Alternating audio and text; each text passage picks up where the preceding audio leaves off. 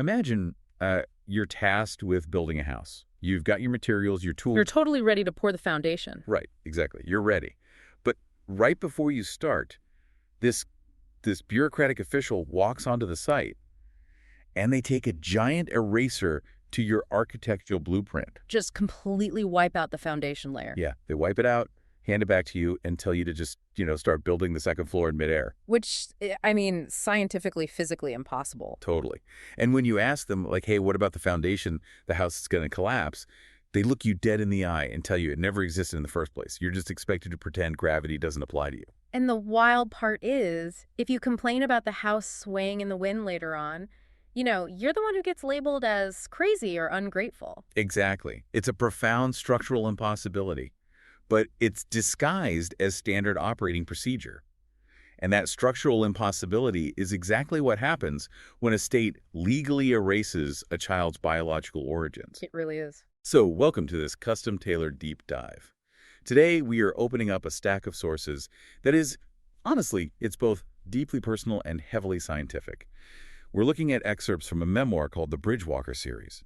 Right, and we're layering that alongside some really intense academic papers on evolutionary biology and existential risk. It's such an incredible pairing. We're essentially taking the visceral, lived experience of one family and using it as a lens to understand a much larger systemic biological crisis. Yeah, it bridges the gap between, the emotional reality and the cold data. Which is our mission for you today. We want to explore the completely hidden impacts of systemic adoption.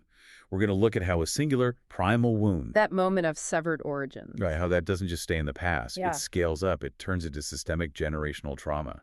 And as we'll see, it literally manifests in the human body as disease. But we're going to make absolutely sure we don't lose the human heart inside all that clinical data. Absolutely. So to really grasp the magnitude of what the author of the Bridgewalker series is talking about, we have to start with a concept he calls the adoption birth. Yeah, this is crucial. So when an adopted child is legally processed by the state, their true biological origin is erased. The state literally issues an amended birth certificate. They just overwrite it. Exactly. They overwrite their sovereign history with a state-engineered identity. And the author argues this creates an immediate ontological fracture. Okay, let me stop you right there, because ontological fracture is a pretty heavy academic term. Can we break that down? Because ontology is essentially the study of being, right? Right. It's the philosophy of your existence. Yeah. So an ontological fracture means the very foundation of your reality has been cracked. Like the house foundation. Exactly like the house foundation. Yeah. The state is legally declaring that your actual beginning, the mother who carried you, the lineage you come from, is just null and void. You are legally mandated to exist as if you sprouted out of thin air on the day of your adoption. Which brings us to the author's deeply moving personal story, because he traces this fracture directly back to his adoptive mother. Yeah, it's a really startling revelation. In his adult life, he uncovers this devastating hidden truth about her.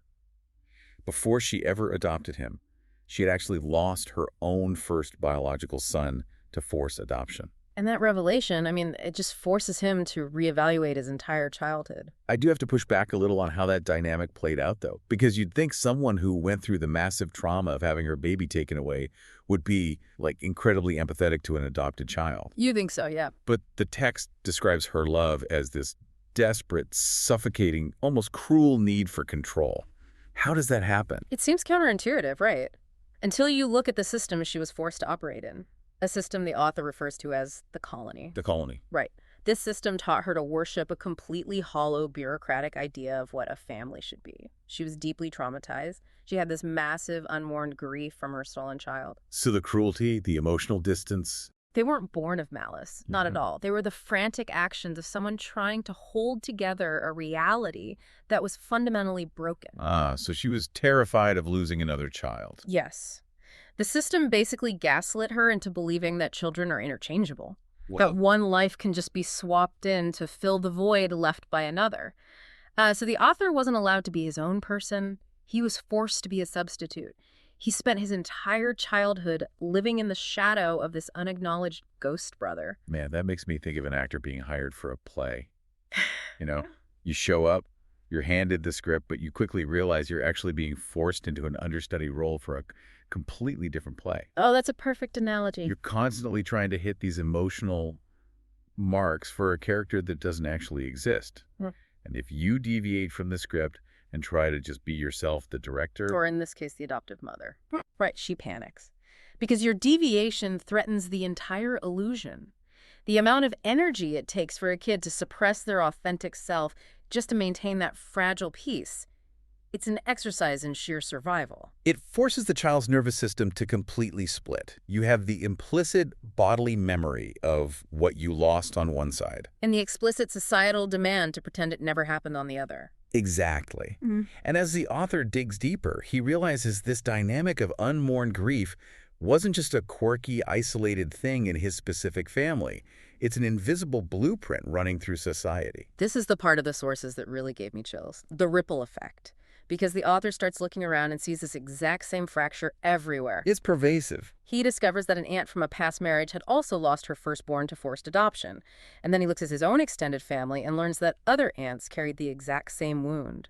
It's just everywhere. And at that point, it ceases to be a personal anecdote, you know? Yeah. He realizes he's looking at a structural replication of violence. Yeah. This isn't a series of tragic coincidences. It's a widespread pattern of mass-produced trauma engineered by the colony. This overarching system prioritizes the myth of the perfect nuclear family over the messy, breathing reality of actual human connection. It demands that everyone worship the appearance of stability, even if it requires burying the truth. But let me ask you this. How does a massive society-wide secret like that not collapse? It's a great question. Millions of people, countless women losing children, entire families involved. How do they all just agree to stay quiet? You'd think the facade would crumble overnight just from human nature. People talk. You'd really think so. But the sources point to a mechanism sociologists call a sociology of absences. Sociology of absences. Basically, institutions enforce conformity through fear. They demand participation in a collective lie just to maintain a fragile peace. The state draws what's called an abyssal line. An abyssal line, like an abyss. Yeah, it's this invisible boundary where the truth of the mother's primal grief or the adoptee's embodied experience is just deemed illegitimate. Meaning, if you cross that line and speak the truth, society treats you like you're the problem. Precisely. People adhere to the sanctioned narrative because to acknowledge the ghost in the room is to admit that the benevolent state and the protective family are all part of a grand illusion. Right. And the sheer terror of destabilizing that illusion keeps everyone silent. They're essentially held hostage by the comfort of the lie. But how long can someone hold their breath in that kind of toxic environment before the body just gives out? Carefully constructed facades always have a breaking point. They do. And for the author, that breaking point arrived with a terrifying, undeniable physical crisis. Yes. The theoretical trauma suddenly becomes violently real. The author's 12-year-old son is diagnosed with brain cancer. This is the absolute turning point in the memoir. And what the author sees in this devastating medical crisis is a terrifying mirror of his own original trauma. How so? Because on the surface, childhood cancer and forced adoption seem entirely different. They're different in form, sure, but structurally, the author sees a parallel. The illness acted as a new external force trying to overwrite his son's sovereign identity. Okay, I think I see where you're going. Think about how the medical establishment operates. It's necessary, obviously, but it uses highly dehumanizing language. It attempts to define the son entirely through the lens of pathology, tumor markers, and prognosis. Just as the state had overwritten the author's identity with the legal fiction of adoption, the disease was trying to overwrite the son. Exactly. Ah, I see. But the son, this 12-year-old boy, he displays this fierce, quiet resolve. The sources highlight that he absolutely refuses to be reduced to his disease. It's really inspiring. His body might be under siege, but his spirit remained completely intact. And for the author, watching his boy fight for his life becomes the ultimate litmus test. Seeing his son's refusal to be erased forces the father to finally wake up. He realizes he can no longer participate in the collective lie of his adoptive family. Right, he has to reclaim his own narrative sovereignty. The child becomes the anchor for the father's authenticity. I mean, in the face of a literal fight for survival, the idolatry of holoforms, the worship of societal expectations and keeping up appearances, it all just crumbles. There is zero room for half-truths when your child's life is hanging in the balance. Exactly. And there's this really dark irony in how the adoptive family reacts to the illness. When faced with the messy, terrifying reality of the son's battle, they just couldn't handle it. They completely retreated to their pre-programmed scripts. Right. They tried to process the crisis through rigid ideas of how grief should look, rather than connecting with the lived truth of what was actually happening in that hospital room. Because they were completely unequipped for genuine tragedy, they'd spent their whole lives managing a managed reality. It's like trying to read a textbook on water safety aloud while someone is actively drowning right in front of you. Oh, wow, yeah. It's not that they were intentionally malicious. They just completely lacked the language and the capacity for a reality that defied their inherited frameworks. That inability to engage with the living truth is a symptom of the epistemic violence they've endured. But the sources take us even further here, because the author and the accompanying academic papers argue that the son's physical illness wasn't just a poetic metaphor for trauma. Right. They point to a literal biological link between intergenerational grief and the body's physical breakdown. Which is where things get really intense. So this brings us to the hard science. And I have to admit, looking at these papers, my head was spinning a bit. We're talking about evolutionary biology and epigenetics. How do we leap from the psychological trauma of an adoption decades ago to a physical brain tumor in a 12-year-old grandson? It is a profound leap, but the mechanism is fascinating. The research argues that the psychobiological trauma of forced maternal infant extraction, the primal wound, creates massive environmental stress. Okay. When a mother and infant are separated, the flood of stress hormones is catastrophic. And the stress doesn't just evaporate, it can actually alter genes. Specifically, the research points to the KDM6A gene. Okay, KDM6A, what does that gene actually do? It acts as a critical tumor suppressor. Its job is to protect the body against malignant transformations. But the trauma turns it off.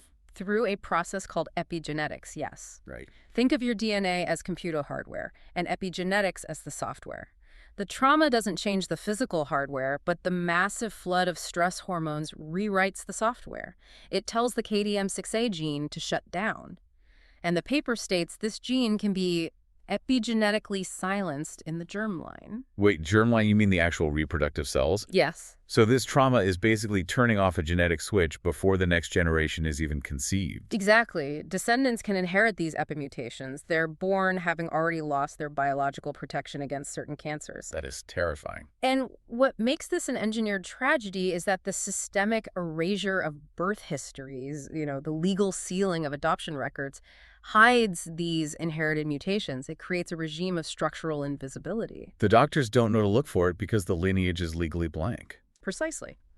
And the result is physical manifestations like pineoblastoma, which is a tumor of the pineal gland. And the pineal gland is often referred to as the biological seat of identity, which makes the fact that that's where the tumor shows up incredibly haunting. It's very poetic in a dark way. But let me try to put this into perspective, because reading the clinical data can feel so cold. And we're talking about a child's life here. There's an analogy in the sources, the house fire analogy, that really humanizes this. It's a crucial reframing of the scientific data. Right. If a structural engineer is called in to investigate a collapsed, burned-down house, they must use the cold laws of thermodynamics. They have to measure heat transfer and combustion rates to figure out physically why the building failed. The physics are entirely necessary. Yes. But physics alone doesn't tell the whole story. Yeah. If that engineer hands in a final report that exclusively talks about combustion algorithms and never once acknowledges the family who lost their home, the report is sterile. It's incomplete. The science we're looking at here, the epigenetics, the tumor suppressors, the KDM6A mutations, it is just the tool being used to measure the thermodynamics of a tragedy. The data is there to prove that the collapse of this family's origin wasn't a fluke. It was a systemic failure. And that framing prevents the clinical vocabulary from flattening the human experience. And we see this tension between cold math and human survival again when the text introduces Hamilton's rule. Okay, Hamilton's rule, the evolutionary equation. I'll be honest, when I saw the math formulas in the reading, I balked. What does this have to do with adoption? I get that. In evolutionary biology, Hamilton's rule is the equation for inclusive fitness. It explains why altruistic behavior is selected in nature. Okay, so what's the actual equation? It's basically the genetic relatedness multiplied by the benefit of the action must be greater than the cost to the individual. It's the mathematical reason why organisms invest heavy resources to protect and rear their kin. So it's calculating the biological return on investment for keeping your family alive? Yes, exactly. The clinical paper argues that systemic adoption decouples the rearing of children from this biological relatedness. By legally swapping children around, the system neutralizes the biological incentive for lineage adaptations, which, over generations, leads to a loss of specialized genetic variations. But let's reframe this math, because it is so much more than variables on a whiteboard. Hamilton's rule isn't just cold numbers. If we translate it to human experience, it is the invisible architecture of human love and kin-based loyalty. That's a beautiful way to put it. It's the biological building code that keeps us connected to our origins. By legally erasing a person's origins, the state is essentially taking an eraser to the building codes that keep human resilience standing. They're deleting the blueprints. And deleting those blueprints at a mass scale leads to what the academic papers call epistemicide. Epistemicide, that is a heavy word. Walk me through the difference between that and something like genocide. Well, genocide is the physical destruction of a people. Epistemicide is the systematic destruction of identity, knowledge systems, and shared reality. It's a slow-onset mechanism. Yeah. When you scale up the systemic falsification of identity, when millions of people are walking around with amended birth certificates, disconnected from their biological medical history and their ancestral roots, you aren't just harming individuals. You're harming the whole structure. You're eroding the collective intelligence required for our species to solve problems. You're destroying the species' survival agency by forcing a massive portion of the population into a state of ontological dissonance. This is not just a social issue or an emotional hardship for adoptees. Yeah. The sources are framing systemic adoption as a literal existential risk to humanity. Yes. Systemic adoption and the bureaucratic erasure of biological truth strip mines the biological and cultural surplus of humanity. It forces people to try to reconcile their deep cellular memory with fraudulent state documents. And according to the author, the only way out of this trap is the arduous act of honoring the body's narrative, no matter how ruptured it is. Reclaiming that biological truth, like the author, the bridge walker, feeling the phantom limbs of his ancestry and refusing to pretend they aren't there. Yeah. When you look at the science, this transforms from a personal act of rebellion into an act of epidemiological and societal survival. By refusing the lie, by looking at his son's battle and choosing truth, he's fighting for the authentic life that was his birthright all along. The journey forces a critical evolution of consciousness. The missing blueprints we talked about, they aren't gone forever. They just have to be painstakingly redrawn by the architect within. Wow. It's about moving from that initial unconscious unity of childhood through the severe alienation imposed by the system and finally arriving at a conscious, sovereign participation in your own reality. Which brings us right back to where we started today, that bureaucratic official trying to erase the foundation of your house. It turns out your body remembers exactly where the foundation was poured. It never forgets. The truth is recorded in your very cells, your epigenetics, your KDM6A genes. And ignoring that cellular truth, as we've seen through both the memoir and the biology, is mathematically and biologically unsustainable. I want to thank you for joining us on this deep dive. We've journeyed from the deeply personal grief of a hidden ghost child, through the silent epidemic of generational trauma, into the harsh reality of a medical crisis, and finally down into the very thermodynamics of tragedy and the math of human resilience. It's been a heavy but necessary journey. But we want to leave you with a final lingering thought to ponder on your own. We spent this time examining how a system can impose a profound ontological fracture on an adopted child, rewriting their history with a pen stroke. But step back and look at the broader machinery of the society we all live in.